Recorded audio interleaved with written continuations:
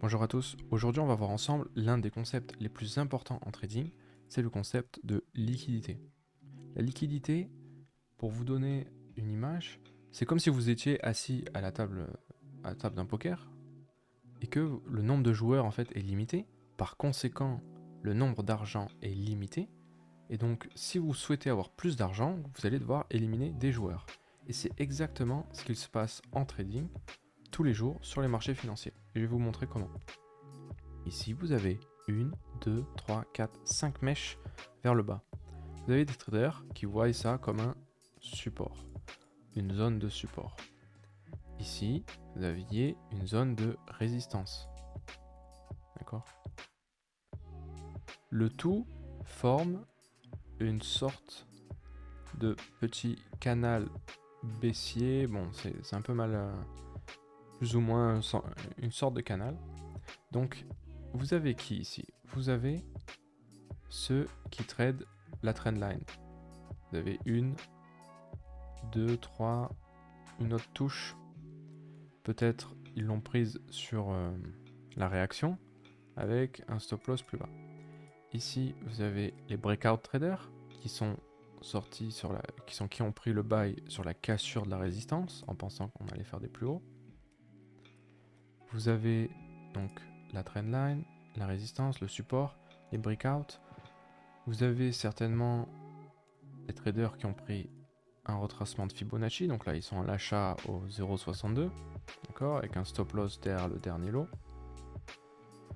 Voilà. Vous avez tout un tas de stratégies qui est entrée en action à ce moment du marché, d'accord. Et où se situent les stop loss des traders? Ils sont généralement situés au-dessus des highs, d'accord, et au-dessous des lows. Ici vous avez tellement de mèches, d'accord. Ici on a un potentiel support, une potentielle trendline baissière. Et donc on va voir ce que va nous donner le prix. Hop, ici on est venu casser le support. Les breakout traders, ils sont in, avec un stop loss derrière le lot. Vous avez un nouveau stop loss ici, celui des breakout traders.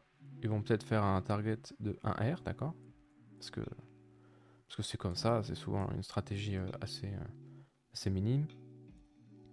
Et donc, que va-t-il se passer? Une fois qu'on a liquidé tout le monde, que plus personne n'est en buy et que le sell est entré, d'après vous, que va-t-il se passer? Eh bien, le prix va commencer à liquider une prochaine fois. Il est venu faire à nouveau plus bas, d'accord, donner l'espérance.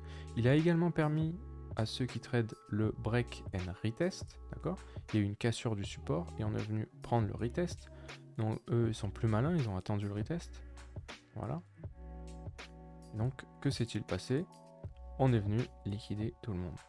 Là, on a une réaction à nouveau sur la trendline.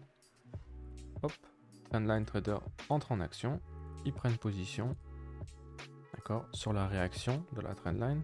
Pas immédiatement, ils mettent pas de stop loss sur la trendline, ils attendent une réaction avec un stop loss derrière le précédent high, d'accord, et avec en targetant peut-être potentiellement le low. Hop, et tout le monde se fait liquider. Le stop loss des breakouts, le stop loss de la trendline. Qui est en buy? Personne. Le break and retest n'est plus en buy, n'est plus en sell. Plus personne n'a pu vendre et personne n'est à l'achat. Voilà. Et donc là, quelle stratégie fonctionne? Que faire? Tout le monde est perdu. Est-ce qu'il faut prendre un Fibonacci? Est-ce qu'on prend un Fibonacci, on fait le retracement, on attend que ça revienne, etc.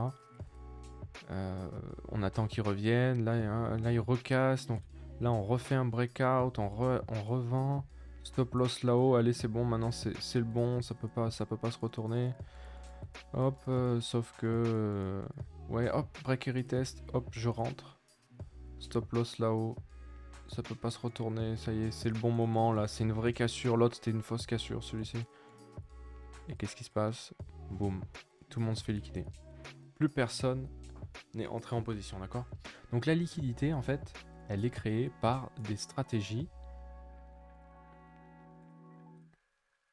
et on la voit sous les lows, sous les highs, en fait, tout simplement. Et donc, une fois que les lows, les highs sont pris, d'accord, eh bien, on va pouvoir chercher, nous, à entrer en position, d'accord. Donc ici, c'est une vidéo pour expliquer ce qu'est la liquidité. Ici, on ne va pas la trader, puisque c'est vraiment un concept bien plus complet. Mais il faut que vous compreniez que si vous cherchiez, par exemple, un achat dans cette zone de supply, alors que vous aviez une zone de support pour d'autres traders, qui est en fait des equal lows, eh bien, tout simplement, tout le monde s'est fait liquider, d'accord? Donc, il faut bien prendre en compte la liquidité dans votre plan de trading. Voilà. Si cette vidéo vous a plu, n'hésitez pas à laisser un like et je réponds à vos questions dans les commentaires. Ciao, à la prochaine.